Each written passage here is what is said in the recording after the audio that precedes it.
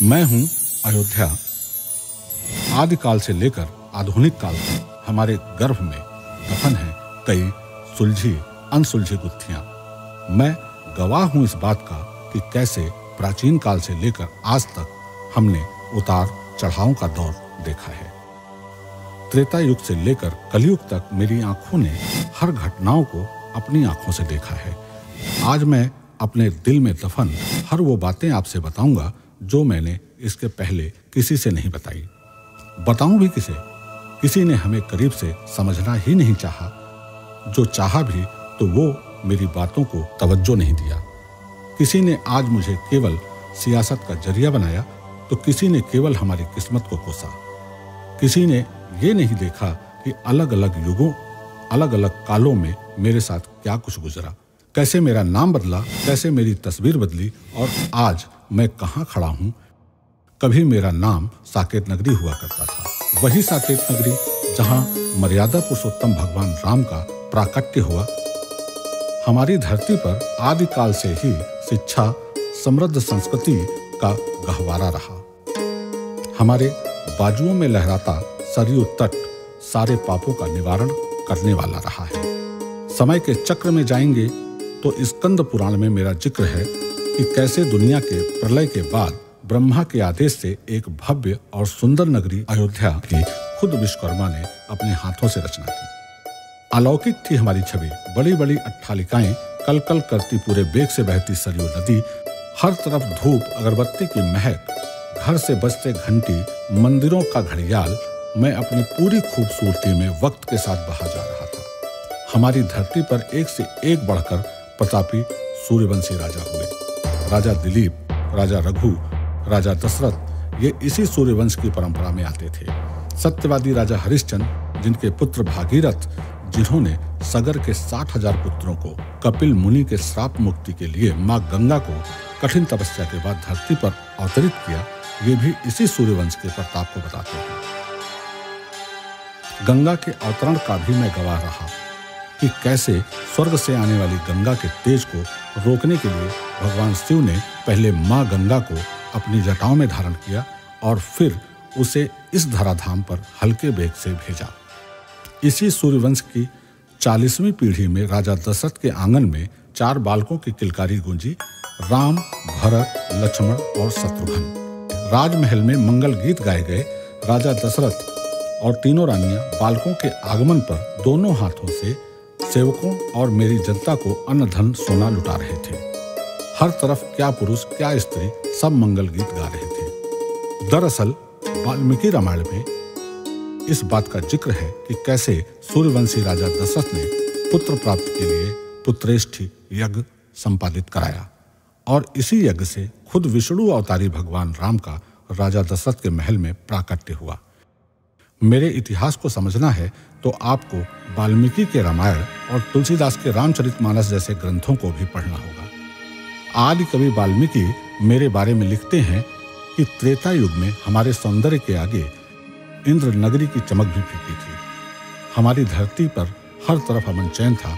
मेरे यहाँ ना तो कोई दुखी था और न ही कोई दरिद्र था। हर तरफ खुशहाली, सिर्फ खुशहाली थी। तभी तुलसीदास कहते थे, न ही दरिद्र को दुखी न दीना, न ही को अबुध न लक्षण हीना।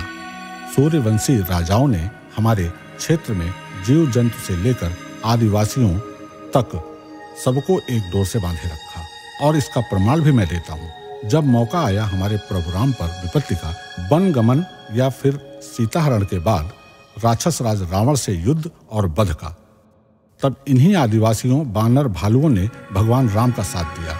लंका फतेह हुआ। हम गवाह हैं उस आदर्श गणतंत्र और राजतंत्र का जिसने चरम आदर्शों का उदाहरण पेश किया है।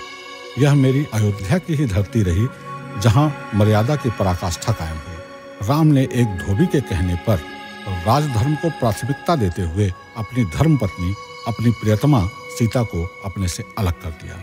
मैं इस बात की भी गवाह हूँ कि कैसे पिता के कहने पर भगवान राम ने वनवास गमन में भी एक पल की देरी नहीं लगाई। राम के वन गमन के पश्चात भ्राता भरत ने भी मर्यादा को बनाए रखते हुए अपने अग्रज के चरण पादुका को सिंहासन पर रखकर खुद भी राजभोग छोड़कर एक झोपड़ी में रहते हुए 14 साल तक राजकाज का निर्वहन किया। ऐसा आदर्श, ऐसी मर्यादा आज बिरले ही देखने को मिलती है।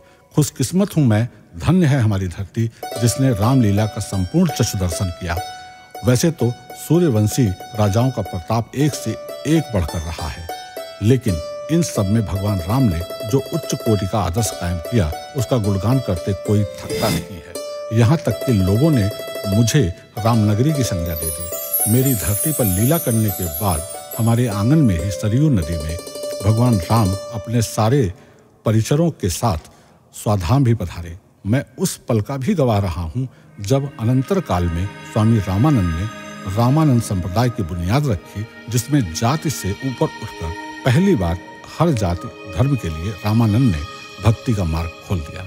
सिखों के धर्म गुरु गुरु नानक से लेकर धर्म सुधारक दयानंद सरस्वती जैसे न जाने कितने ऋषि मनस्वियों ने हमारे आंगन में आकर वक्त गुजारा, अपने अपने धर्म का प्रचार प्रसार कर मुझे अनुग्रहित किया और खुद को धन्य माना। भगवान बुद्ध और जैनियों के धर्म गुरु महावीर भी मेरे घर आए और वक्त गुजारा। महाकवि कालिदास ने हमारी धरती पर ही रघुवंशम जैसे महाकाव्य की रचना की। कैसे भूल सकता हूँ हनुमानगढ़ी के पीछे बने उस दंत धावन कुंड को, जहाँ भगवान राम हर दिन प्रातःकालीन भ्रमण पर आया करते थे, ध्यान मग्न होते थे और फिर सरयू में स्नान करते थे। मेरी आंखें तृप्त हो जाती हर दिन भगवान राम के इस रूप को देखकर। कैसे भूल सकता हूँ हेमकुंड गुरुद्वारे को, जिसे पहले ब्रह्म तीर्थ के नाम से भी जाना जाता था। हमारी चकाचौंध से ही ग्रीस के राजा मिनिएंडर हम पर कब्जा करने के लिए आया, लेकिन हमारी सेना ने मिनिएंडर की सेना को तक्षशिला तक खदेड़ते हुए देश से बाहर भागने को विवश किया। वक्त का पहिया कहाँ रुकता है। मेरी धरती पर कनिष्क जैसे प्रतापी राजा भी हुए, जो कुषाण वंश से राफ्ता रखते थे। हमारी धरती पर ही पहली बार राजा कनिष्क ने सोने के सिक्के को राजकाज का हिस्सा बनाया। महान शासक चंद्रगुप्त के शासनकाल में चीनी यात्री फाहियान अपने देश आया, मेरी धरती पर भी आया। अयोध्या की खुशहाली का जिक्र अपने यात्रा वृत्तांत में करते हुए फाहियान ने लिखा है, 3 योजन तक एक समृद्धशाली साकेत नगरी है। दरअसल गुप्त काल में मुझे एक अलग पहचान मिली। मैं एक फिर दुनिया में आध्यात्मिक, व्यावसायिक और शैक्षणिक गतिविधियों का केंद्र बना। सुंग वंश के शासक पुष्यमित्र सुंग का जिक्र करना मैं भला कैसे भूल सकता हूँ। पुष्यमित्र ने अयोध्या यानी मेरी धरती को ही वैदिक धर्म का प्रचार प्रसार केंद्र बनाया। हमारी बौद्धिक प्रसिद्धि किसी से छुपी नहीं थी। इतिहास में पहली बार कोई विमान सबसे पहले हमारी ही धरती पर उतरा, जब मर्यादा पुरुषोत्तम भगवान राम लंका विजय के बाद पुष्पक विमान से हमारी नगरी आए। जो भी विदेशी यात्री भारत आता, हमारे यहाँ जरूर आता। ग्रीस से लेकर चीन तक के हर कोई लोग हमारी धरती पर आने में सौभाग्य समझते थे। कालक्रम के अनुसार एक के बाद हमारे साथ ऐतिहासिक उपलब्धियां जुड़ती गईं। मैं तो इस बात का भी गवाह रहा कि कैसे माँ भारती की समृद्धि और खुशहाली से आकर्षित होकर विदेशी आक्रांताओं की गिद्ध दृष्टि हमारी तरफ टिकी रहती थी। हमारे आगोश में वेग से बहती पावन सरयू नदी हमारी शोभा में 4 चांद लगाती है। सरयू का पावन तट आदिकाल से धार्मिक महत्व रखता है। खुद भगवान राम ने सरयू के महत्व को बताया है, जिसकी चर्चा आप वाल्मीकि रामायण और रामचरितमानस दोनों में देख सकते हैं। देखते देखते हमारे लिए वो बुरा वक्त भी आया, जब विदेशी आक्रांताओं ने हमारी धरती पर जमकर उत्पात मचाया। सोने की चिड़िया कही जाने वाली माँ भारती के आंचल पर लुटेरों ने डाका डालने की कई कोशिशें की। सबसे पहले मोहम्मद बिन कासिम ने सिंध प्रांत में धोखे से कब्जा किया। सिंध प्रांत के राजा के पास कुछ सैनिकों को महिला के भेष में भेजकर कासिम ने धोखे से वहां के शासक दाहिर सेन की हत्या करवाकर सिंध में कब्जा कर लिया। इस दौरान मोहम्मद कासिम ने पूरे क्षेत्र में लोगों का कत्लेआम कर पूरी धरती को खून से सराबोर कर दिया। दाहिर सेन उन राणबाकुरों में शुमार थे जिन्होंने कई बार तुर्की सेना के दांत खट्टे किए थे। मेरी आंखें नम हो गईं सिंध की राजकुमारियों और महिला पुरुषों के साथ हुए जुल्म ज्यादतियों को देखकर। राजकुमारियों को कासिम ने तुर्की के खलीफा के हरम भेज दिया उनकी अय्याशी के लिए, लेकिन इस पाप का भागीदार रहा कासिम ने भी आखिरी वक्त तड़पते हुए बिताया। कासिम से नाराज तुर्की के खलीफा ने कासिम को गधे की खाल में सिलवाकर तुर्की बुलाया। रास्ते में ही दम घुटने से कासिम की मौत हो गई।